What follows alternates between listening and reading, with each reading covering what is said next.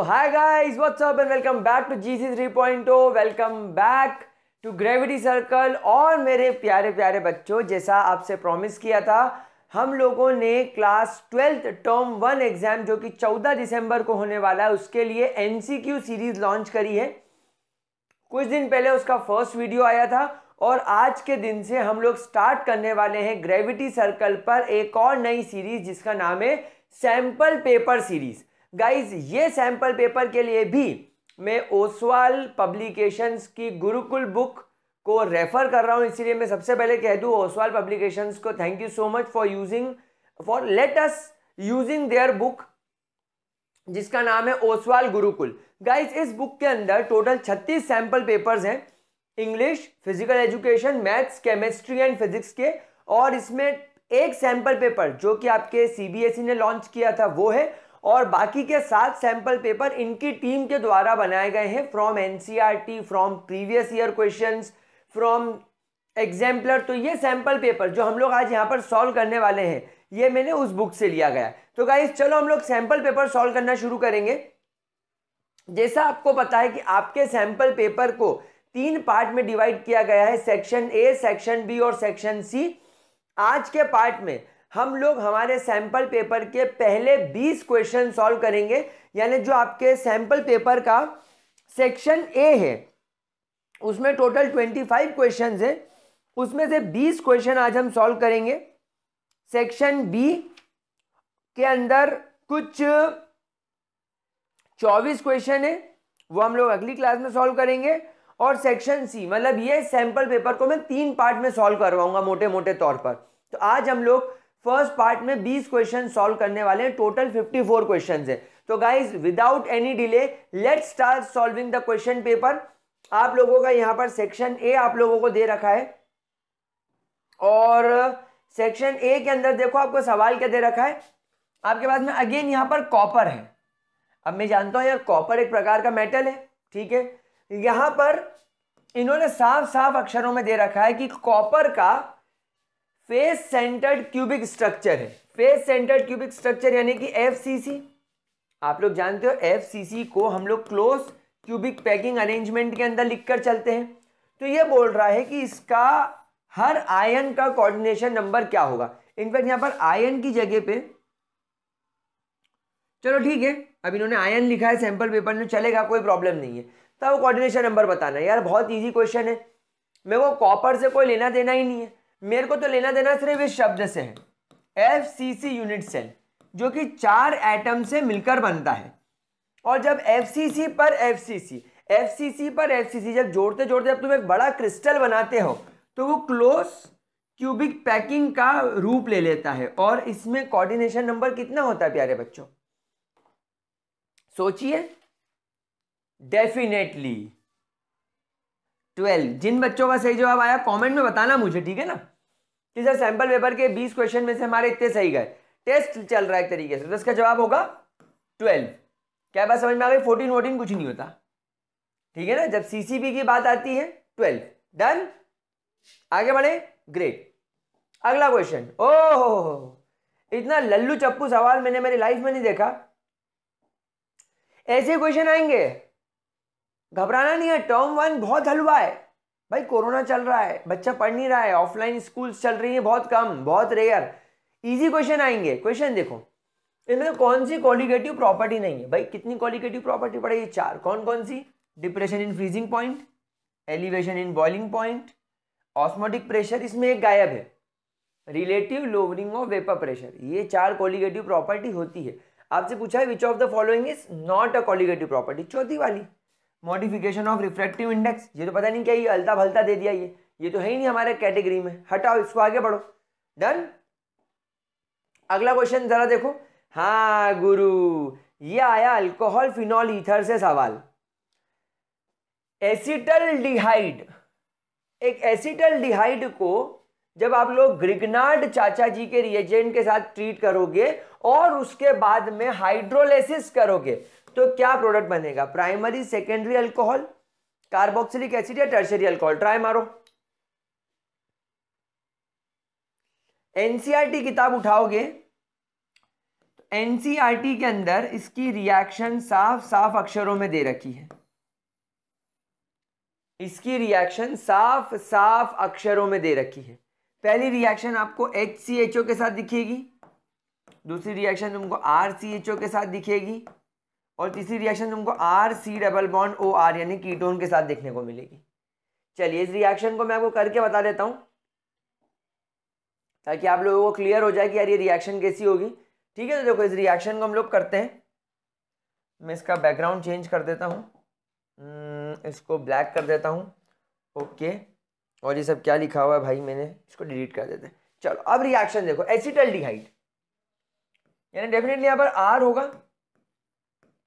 C double bond O होगा और H होगा। मतलब तुम्हारे अल्डिहाइड की बात कर रहा है टेक्निकली। एसिटल्डिहाइड मतलब अल्डिहाइड, यहाँ पर CH3 ले लोगे तो एसिटल्डिहाइड हो जाएगा। इसको ये बोल रहा है ट्रीट करो RMgX के साथ, ये तुम्हारा ग्रिग्नार्ड रिएजेंट में, इसको R' मान लेता हूं। अब एक्चुअली होता क्या है, ये R जाकर सीधे इस पर अटैक करता है, ये वाले कार्बन पे। सर इसका रीजन क्या है, देखो यहां पर ऑक्सीजन इज मोर इलेक्ट्रोनेगेटिव, तो ये delta negative, this carbon is delta positive. यहां पर आप देखो this halogen will accept 1 electron from magnesium, लेकिन यहां पर मैग्नीशियम एक अल्काइल ग्रुप के साथ जुड़ा हुआ है। अल्काइल ग्रुप में कार्बन होता है, कार्बन इलेक्ट्रॉन एक्सेप्ट थोड़ी करता है, वो तो शेयर करता है। लेकिन मैग्नीशियम मेटल होने की वजह से कार्बन को बोलेगा नहीं तो इलेक्ट्रॉन ले, लेकिन कार्बन बोलेगा भाई मैं इलेक्ट्रॉन नहीं ले सकता, तो ये बोलेगा अपनी तरफ खिसका तो ले, अपनी तरफ खिसका तो ले। तो इधर से पार्शियल पॉजिटिव और ये वाले ग्रुप पर पार्शियल नेगेटिव, तो ये पार्शियल नेगेटिव इस पार्शियल पॉजिटिव पर अटैक करेगा, तो ये हो जाएगा RC single bond O, single bond O, और ये यहां से आप इस बॉन्ड को तोड़ दो, भाई ये बॉन्ड टूटना भी है। तो ये जो मैग्नीशियम है देखो ये पूरा पॉजिटिव चार्ज से भरा हुआ है, तो ये जाकर इस पर अटैक कर लेगा, तो ये जुड़ जाएगा OMgX। अच्छा यहां पर H तो अपनी जगह पे है ही, और ये R इससे जुड़ गया, तो ये हो गया R'। ये स्टेप नंबर 1 हो गई। अब मुझे करना है इसका हाइड्रोलिसिस। हाइड्रोलिसिस करूंगा तो हाइड्रोलिसिस में से आप लोग सब जानते हो एक निकलता है H और एक निकलता है OH। अब यहां से ये ऐसे टूट जाएगा, ये ऐसे टूट जाएगा, ये H जाकर इस O पे अटैक करेगा और ये OH जाकर इस मैग्नीशियम पे अटैक करेगा, तो ये Mg और X ये तो जुड़ा हुआ है, ये OH यहां आ जाएगा और ये हो जाएगा RC R', ये O पर जुड़ जाएगा H, ये वाला H इस O नेगेटिव पे जुड़ जाएगा और H यहां पर पहले से है। अब इस अल्कोहल को क्या नाम दोगे, ये एक ऐसा कार्बन जिससे आपका फंक्शनल ग्रुप जुड़ा हुआ है, उसके पास में एक और 2 अल्डिहाइड ग्रुप हो। This type of carbon is always called as secondary carbon, तो ये सेकेंडरी अल्कोहल है। तो हम लोगों का जवाब क्या होगा, लेट्स गो एंड चेक। तो हमारा सवाल का जवाब क्या आया, चेक किया, चेक किया, सेकेंडरी अल्कोहल क्लियरली विजिबल है, secondary alcohol is the correct answer. Direct NCERT में रिएक्शन दी हुई है, सीधी सीधी रिएक्शन दी हुई है, कुछ करने की जरूरत ही नहीं है। चलो आगे बढ़ते हैं अगले सवाल की तरफ। Let's not waste question number 3 हो गया, हाँ क्वेश्चन नंबर 4 की तरफ चलते हैं जल्दी से। लोएस्ट रिड्यूसिंग कैरेक्टर इनमें से किसका होगा, भाई रिड्यूसिंग कैरेक्टर किस पर डिपेंड करेगा, ये डिपेंड करेगा आपकी कैपेसिटी पर। किस चीज की कैपेसिटी, कैपेसिटी टू रिलीज और donate the electron pair. Electron pair ना हो तो सिंपल इलेक्ट्रॉन। अब यहां पर एक बात समझो, ये जो तुम्हारा वाटर है इसके ऑक्सीजन के पास में 2 लोन पेयर है, लेकिन oxygen being more electronegative, oxygen ज्यादा इलेक्ट्रोनेगेटिव होने की वजह से ऑक्सीजन और वाटर मॉलिक्यूल के अंदर हाइड्रोजन, इनके बीच में बहुत स्ट्रॉन्ग सी इंटरमॉलिक्यूलर हाइड्रोजन बॉन्डिंग बन जाती है। और हाइड्रोजन बॉन्डिंग बन जाने की वजह से ये ऑक्सीजन के इलेक्ट्रॉन्स हाइड्रोजन बॉन्डिंग बनाने में ऑक्यूपाई हो जाते हैं।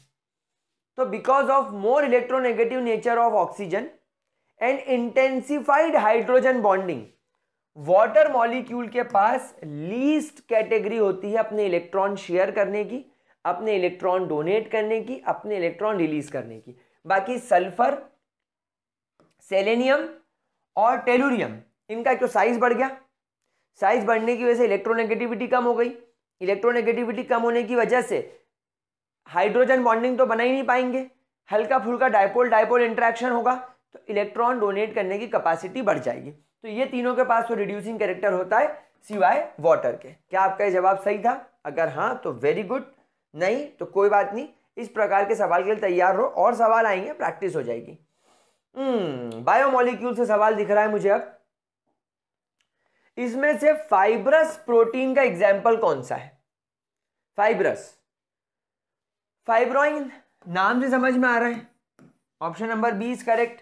बाकी सब तो मेरे को ग्लोबुलिन प्रोटीन दिख रहे हैं, हीमोग्लोबिन तो नाम में ग्लोबिन है, इंसुलिन और ग्लाइकोजन ये सब ग्लोबुलिन के पार्ट में आ जाएंगे। ये भी एनसीईआरटी के अंदर सीधा सीधा थ्योरी के अंदर दे रखा है, एनसीईआरटी के अंदर डायरेक्टली दे रखा है, क्वेश्चन डायरेक्टली एनसीईआरटी से आ रहे हैं, मेरे को समझ में आ रही है ये बात। ठीक है, चलिए अगले क्वेश्चन की तरफ बढ़ चलते हैं, पढ़ो question. When chloroform is heated with aqueous NaOH, ये क्या देगा? जरा इस क्वेश्चन के रिएक्शन को समझने की कोशिश करो। क्या बोल रहा है? क्लोरोफॉर्म को जब आप लोग NaOH के साथ ट्रीट करोगे तब ये क्या देगा? चलिए इस रिएक्शन को मैं करके बताऊं। चलिए मैं फिर नोटपैड खोल लेता हूं और इस रिएक्शन को करके देखते हैं। क्लोरोफॉर्म, क्लोरोफॉर्म का फॉर्मूला है CHCl3। अगर मैं NaOH के साथ ट्रीट करूं तो मैं काम करूं, यहां पर 3 कर लेता हूं। सर 3 करने का लॉजिक क्या है? मैं यहां से 3 क्लोरीन इसके साथ निकाल देता हूं, तो 3 मोल्स ऑफ NaCl बाहर हो गए। अब यहां पर क्या बचा? CH OH OH OH, correct. इसको जब मैं हीट करूंगा तो मेरे हिसाब से एक OH यहां से और एक H यहां से अगर मैं निकाल दूं तो वाटर मॉलिक्यूल बाहर हो गया। तो यहां पर क्या बचा? CH OH O। तो क्या इसको मैं रीअरेंज करके ऐसा लिख लूं? H C double bond O OH H C double bond O OH। तो ये तो फॉर्मिक एसिड बन गया, बन गया फॉर्मिक एसिड। तो इसको मैं सीधा फॉर्मिक एसिड के रूप में लिखूंगा। मैं लिखूंगा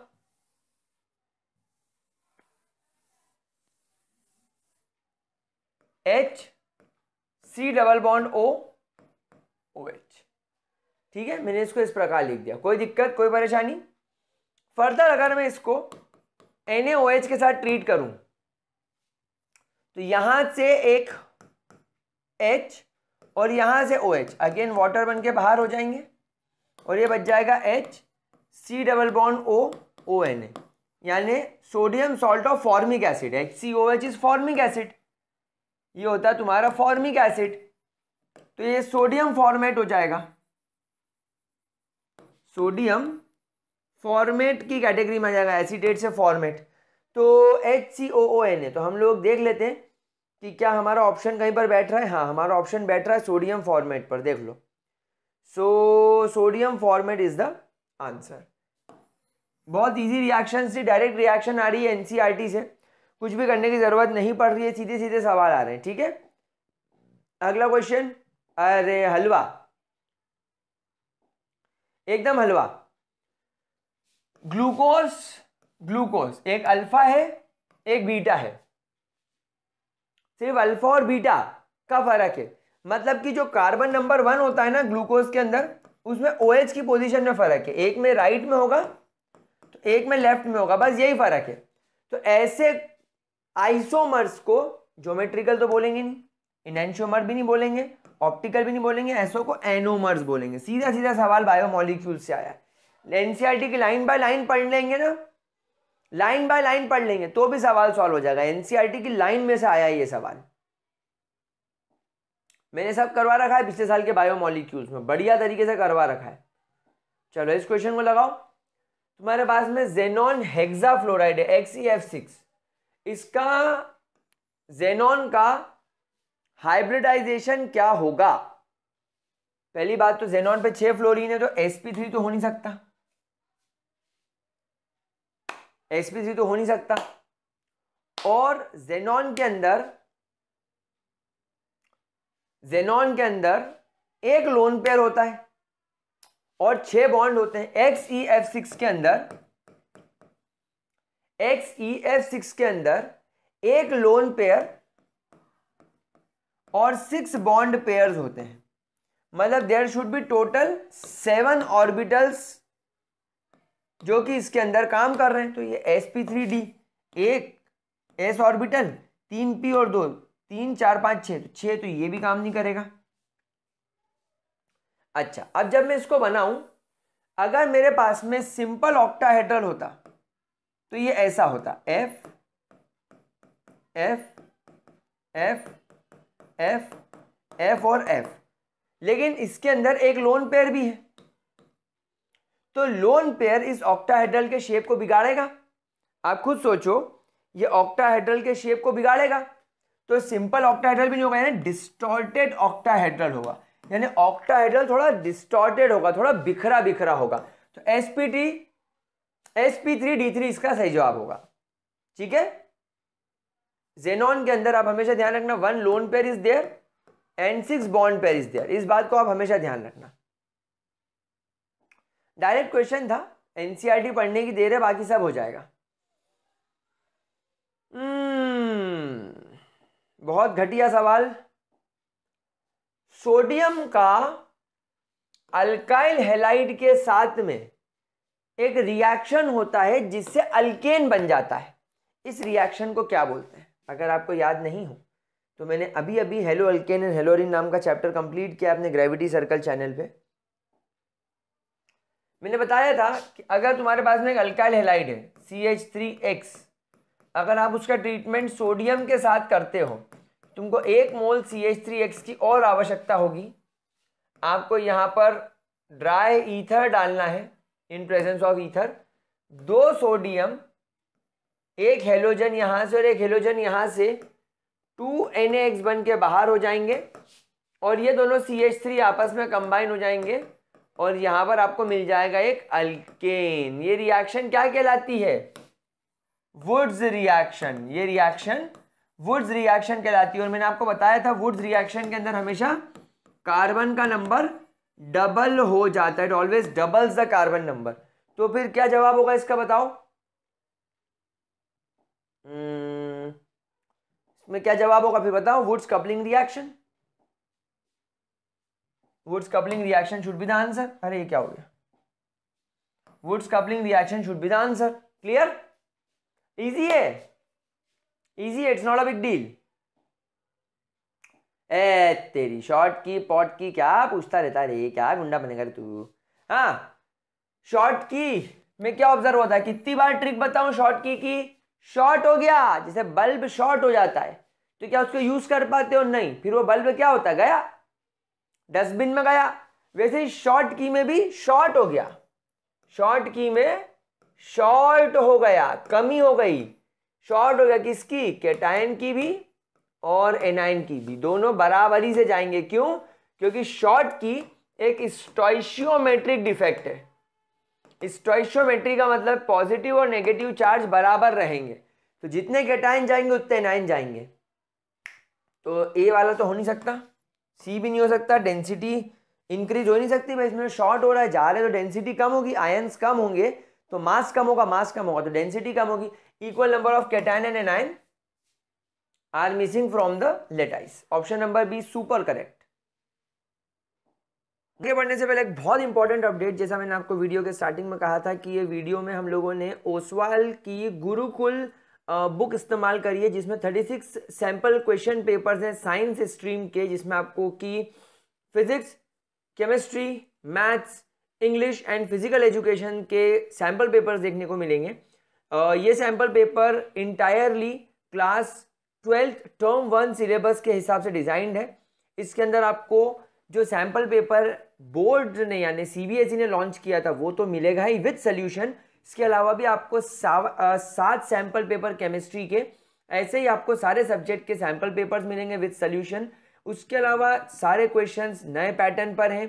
आपको इसके अंदर एमसीक्यूज मिलेंगे, एमसीक्यू विद केस स्टडी मिलेगी, असर्शन रीजंस मिलेंगे, और उसके अलावा this book will be the best practice book जो कि आपको सैंपल पेपर प्रैक्टिस करवाकर एक इंटायर फीलिंग दे देगा कि भैया बोर्ड एग्जाम्स में मेरे को कैसा क्वेश्चन पेपर आ सकता है। एंड अभी आप लोगों ने देखा कि हम लोग जो क्वेश्चन सॉल्व कर रहे हैं उनका लेवल काफ़ी अच्छा है, काफ़ी रिसर्च की हुई है। तो गाइज अगर आपको ये बुक परचेज करनी है तो मैं आपको ये बुक परचेज करने का लिंक नीचे डिस्क्रिप्शन बॉक्स में लगा देता हूँ। इस बुक को ज़रूर एक बार चेकआउट कीजिएगा। मैं भी यहाँ पर इसको केमिस्ट्री के लिए सॉल्व करवा रहा हूँ एंड मेरे हिसाब से ये बुक आपके पास में होनी चाहिए, तो एक बार जाकर डिस्क्रिप्शन बॉक्स में लिंक ज़रूर चेक कर लेना। नेक्स्ट क्वेश्चन फिर से जेनॉन पे से आया है। अच्छा, डायरेक्ट क्वेश्चन है, डायरेक्ट रिएक्शन है एनसीईआरटी में। क्या बोल रहा है कि अगर तुमको जेनॉन का ट्रीटमेंट करना है फ्लोरीन के साथ XeF4 बनाने के लिए, तो आपने जेनॉन और फ्लोरीन किस रेशो में लिया? बेटा ये डायरेक्ट क्वेश्चन यार, ये 1:5 के रेशो में लिखते हैं। अच्छा, बहुत सारे बच्चे इसमें कंफ्यूज जाते हैं, सर ये 1:2 का रेशो होगा, वो दिखता नहीं है। तो फिर बच्चा बोलता सर ये 4 फ्लोरीन है और 1 हेलोजन, तो 1:4 का रेशो होगा। तो ऑप्शन नंबर डी देखो आपको कंफ्यूज करने के लिए दे दिया इन्होंने। ऑप्शन नंबर डी आपको कंफ्यूज करने के लिए दे दिया कि बच्चा बोलेगा सर 1 फ्लोरीन नहीं, 1 जेनॉन, 1 और 2 मोल फ्लोरीन के, तो 4 फ्लोरीन के एटम, तो 1:4 हो जाएगा। बट ऐसा नहीं है। देखो ये जो रिएक्शन मैंने लिखी है यहां पर, ये जो यहां पर मैं जो रिएक्शन लिख रहा हूं ना, ये मेरे को बैलेंस करने के लिए लिखनी पड़ती है ताकि रिएक्शन आपको बैलेंस दिखे। लेकिन जब आप लेबोरेटरी में जाके रिएक्शन करते हो तो ये जो नोबल गैसेस होते हैं ना, तुमको तो मालूम है कि रिएक्टिव नहीं होते, तो इसके अंदर हमेशा रिक्वायर्ड से ज्यादा रेशो लेना पड़ता है, तो इसीलिए 1:5 के रेशो में रिएक्ट करती है। ये थियोरेटिकल क्वेश्चन है, अब इसमें मैं कुछ भी नहीं कर पाऊंगा। ये थियोरेटिकल क्वेश्चन है, आपको थ्योरी में दे रखा है, ये आपको देखना ही पड़ेगा। ये ही बस आपको प्रैक्टिस करनी है, इसके अलावा मुझे और कुछ भी नहीं चाहिए। प्रैक्टिस में यही करना है हमको। लेकिन पेपर का लेवल बहुत ईजी है, पेपर का लेवल बहुत ईजी है। अगर हम लोग इस तरीके के पेपर करने बैठे तो हार्डली 20 मिनट में 20 क्वेश्चन हो जाए।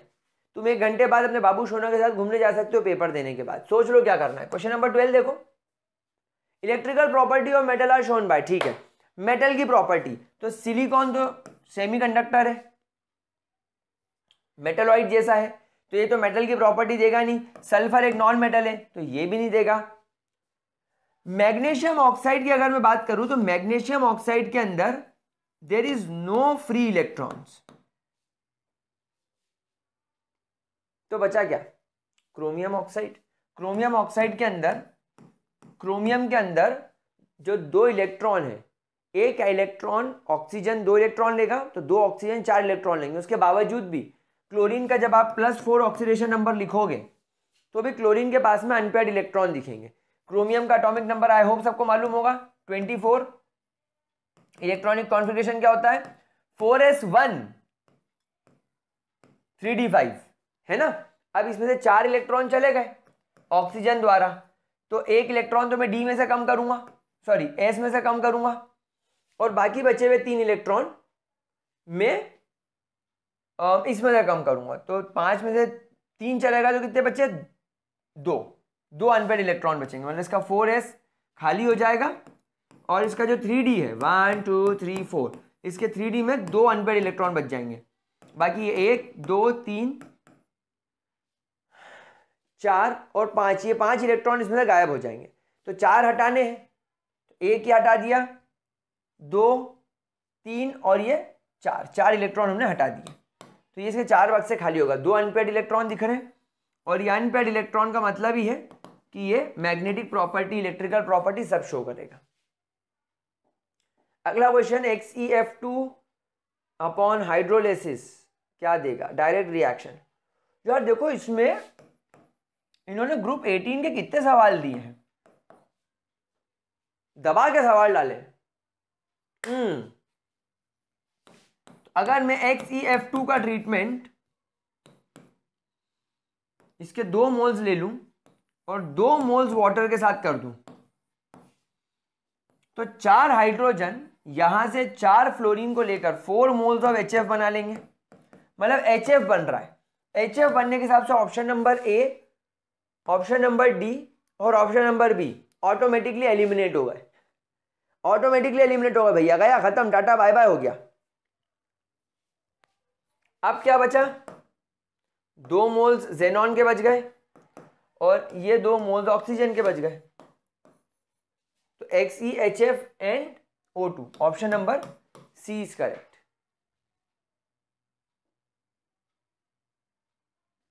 डन। चलो नेक्स्ट क्वेश्चन। अब इसके अंदर आपको ना कंपाउंड का नाम नहीं दिया हुआ है, तो मैं नोट पैड पे कंपाउंड बना देता हूं। कंपाउंड देखो मैं बनवा के लाया था। कंपाउंड है CH3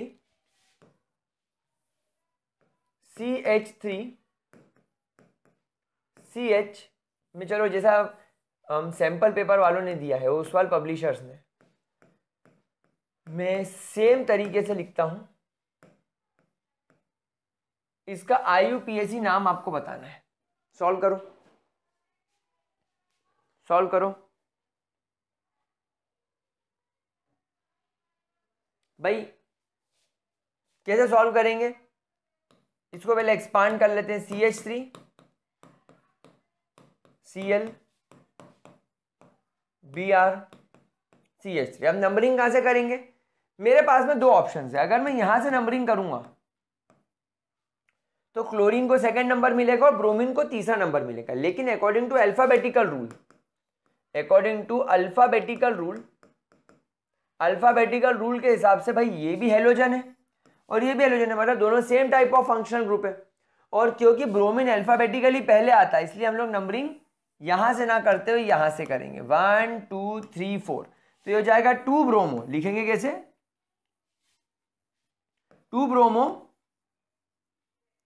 3 क्लोरो, 4 कार्बन है तो 4 कार्बन के लिए ब्यूट, और सारे सिंगल बॉन्ड है इसलिए ब्यूटेन। तो इसका जवाब क्या होगा, 2 ब्रोमो 3 क्लोरो ब्यूटेन। तो इसको एक बार हम लोग क्रॉस चेक कर लेते हैं कि कहाँ हमारा नाम लिखा है। वो ऑप्शन नंबर सी पे लिखा हुआ दिख रहा है आप सभी लोगों को। ऑप्शन नंबर सी देखो, 2 ब्रोमो, नहीं sorry, option number 4, 2 bromo 3 chloro butane. Option number 4 is correct. ठीक है, ग्रेट। अगले क्वेश्चन की तरफ चलते हैं। अब ये क्वेश्चन के अंदर मुझे क्वेश्चन में मिस्टेक है। ये एक्चुअली मेरा टाइपिस्ट जो है उसने थोड़ी सी मिस्टेक कर दी। भाई क्या करें, देखो नशे में सारा जहां है, कितनी हंसी मुलाकात है। क्वेश्चन ऐसा है, which of the following carbohydrate does not satisfy the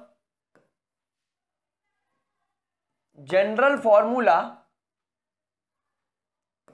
CxH2OY। CxH2OY नामक फॉर्मूला इनमें से कौन फॉलो नहीं करता। CxH2OY can be written as CxH2yOY।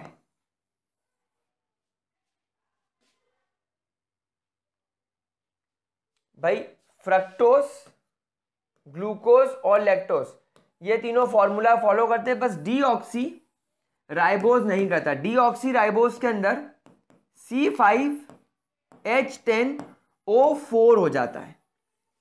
अब अगर यहां पर ये फॉर्मूला ये सही होता और यहां पर अगर मैं x की वैल्यू 5 और y की वैल्यू 5 रखता तो ये हो जाता C5H10O5, C5H10O5। लेकिन यहाँ 4 है तो मैं एक काम करता हूँ, यहाँ पर y की वैल्यू 5 की जगह 4 रख के देखता हूँ।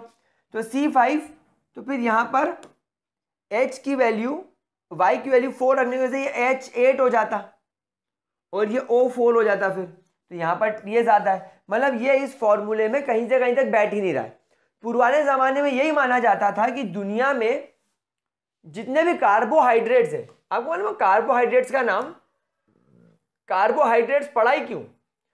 कार्ब मतलब कार्बन, हाइड्रेट्स मतलब वाटर, मतलब ये फॉर्मूला जो फॉलो करे वो तुम्हारा कार्बोहाइड्रेट। लेकिन बाद में डीऑक्सीराइबोज मिला, उसके अलावा भी बहुत सारे ऐसे आपको कार्बोहाइड्रेट्स मिले जो ये फॉर्मूला फॉलो करते ही नहीं थे। आई होप आपका सबका सवाल सही गया होगा।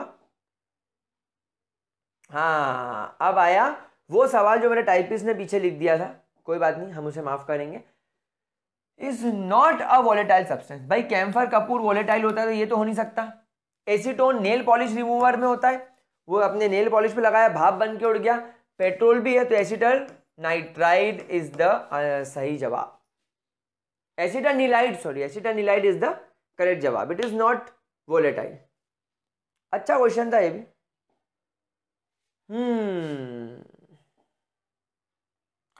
ये बोल रहा है एलिफेटिक अल्कोहल का फॉर्मूला क्या है? यार एलिफेटिक अल्कोहल मतलब एक लंबी कार्बन की चेन, आर लिखा हुआ भी है। जैसे तुम्हारे पास में एक कार्बन की चेन है CH3OH, एक है C2H5OH, एक है CH3CH2CH2OH, फिर एक है CH3CH2CH2CH2OH। ये तुम्हारी अल्कोहल की फैमिली है। इन सब में OH OH OH और OH तो कॉमन है, बस यही बदल रहा है R R R R। तो जनरल फॉर्मूला ROH होगा ना भाई। ये तो कार्बोक्सिलिक एसिड का है, ये अल्डिहाइड का और ये हाइड्रोकार्बन्स का है। ऐसा क्वेश्चन पूछेंगे बोर्ड में।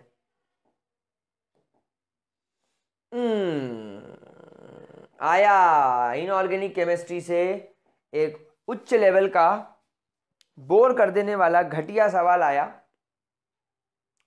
XeF2 एंड XeF4 का क्या शेप होगा? चलिए तो इसको मैं एक बार वापस अपने नोट पैड पे बना के दिखा देता हूं आप लोगों को। देखिए XeF2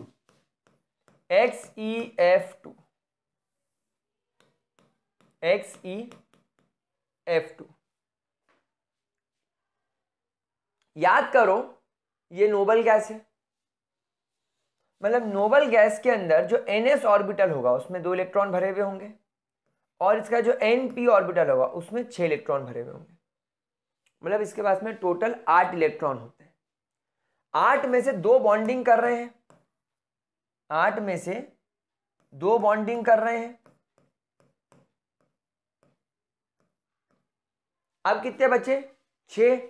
तो 6 के हिसाब से इसके पास में 3 लोन पेयर होंगे, 1 2 और 3।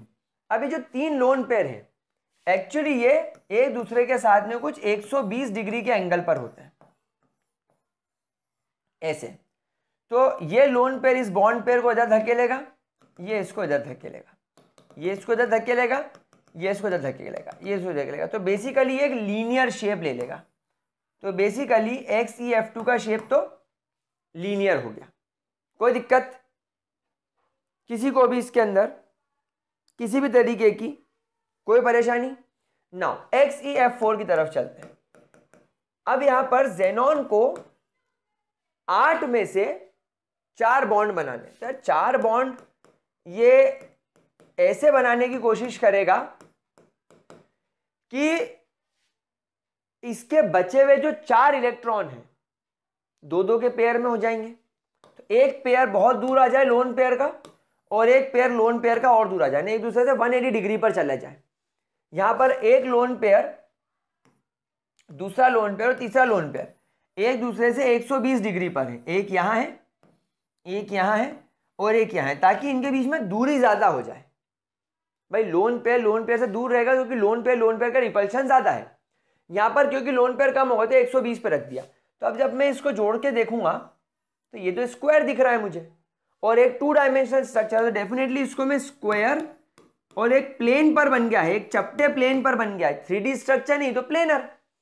तो अब मैं देख लेता हूं कि क्या ये कहीं पर फिट बैठ रहा है, मेरे कुछ ऑप्शन में फिट बैठ रहा है कि मैंने गलती कर दी। मैं एक बार देख लेता हूं। लीनियर दोनों का हो नहीं सकता, दोनों का स्क्वायर प्लेनर नहीं हो सकता। XeF2 पहले है जिसका लीनियर है, तो ऑप्शन नंबर ए करेक्ट होगा, स्क्वायर प्लेनर दूसरे का होगा, पहले का स्क्वायर प्लेनर। बढ़िया, ठीक है, हो गया चकाचक, बढ़िया। अगला क्वेश्चन देखते हैं, क्वेश्चन नंबर 19 हमारी क्लास का सेकेंड लास्ट क्वेश्चन। देखो जरा इसको, mono halo, di halo, tri halo, tetra halo are the type of halo alkanes based upon. अच्छा, क्लासिफिकेशन से सवाल आया है भाई। मोनो मतलब एक, डाई मतलब दो, ट्राई मतलब तीन और टेट्रा मतलब फोर, यानी कि इसमें इतने नंबर ऑफ हेलोजन्स हैं। तो ये किस टाइप पर, टाइप ऑफ हेलोजन तो नहीं है, नंबर ऑफ कार्बन भी नहीं है, हाइब्रिडाइजेशन भी नहीं है, नंबर ऑफ हेलोजन एटम के हिसाब से क्लासिफाई किया है। बहुत सारे क्वेश्चंस हैं यार, कैसे क्वेश्चंस पूछ रहे हैं। अगला सवाल, ओहो आगे बढ़ गए हम लोग, पीछे चले गए। ये देखो, ओहो अगेन घटिया सवाल। ग्रेफाइट को इसमें से किसमें क्लासिफाई नहीं किया जा सकता। भाई ग्रेफाइट एक प्रकार का नेटवर्क सॉलिड तो है, गारंटी। भाई ग्रेफाइट दिखने में कैसा होता है, बड़ा सुंदर होता है, ऐसा ऐसा ऐसा ऐसा ऐसा, फिर बीच में ऐसा ऐसा ऐसा, फिर ऐसा ऐसा ऐसा ऐसा ऐसा, बिल्कुल नेटवर्क होता है ये। सारे कोवेलेंट बॉन्ड होते हैं क्योंकि कार्बन कंटेनिंग होता है, कंडक्टिंग नेचर का होता है क्योंकि हर कार्बन के पास में एक फ्री इलेक्ट्रॉन होता है जो सेकेंड लेयर के कार्बन के साथ में एक लेयर बनाता है। तो ये तीनों तो सही है, आयोनिक हो ही नहीं सकता कहीं से कहीं तक, कार्बन ना तो इलेक्ट्रॉन लेता है ना इलेक्ट्रॉन देता है। तो गाइस आज के सैंपल पेपर वाले क्लास में हम लोगों ने कुल 20 क्वेश्चन सॉल्व करे हैं। अब हम अगली क्लास में जब मिलेंगे तब हम लोग और 20 क्वेश्चन सॉल्व करेंगे, हमारे 40 क्वेश्चन हो जाएंगे। फिर तीसरी क्लास में मिलेंगे जिसमें हम बचे हुए 14 क्वेश्चन सॉल्व करेंगे, हमारा पहला सैंपल पेपर का सेट खत्म हो जाएगा। तो गाइस इस वीडियो को ख़त्म करते हैं एंड मैं आपको फिर एक बार रिमाइंड करा दूं, ओसवाल पब्लिशर्स की गुरुकुल नाम की बुक 36 सैंपल पेपर वाली आपको परचेज करनी है। उस बुक के अंदर physics, maths, chemistry, English, physical education के सैंपल पेपर से प्रैक्टिस करने के लिए बहुत ऑसम मटेरियल है। आई होप कि आप लोग वो बुक अपने पास में होगी, आपके पास में होनी चाहिए ताकि आप ज़्यादा से ज़्यादा प्रैक्टिस कर सके। तो आज का लेक्चर ये खत्म करते हैं, बाकी क्वेश्चन अगली क्लास में करेंगे। That's all for this video, bye bye, take care and have a great day.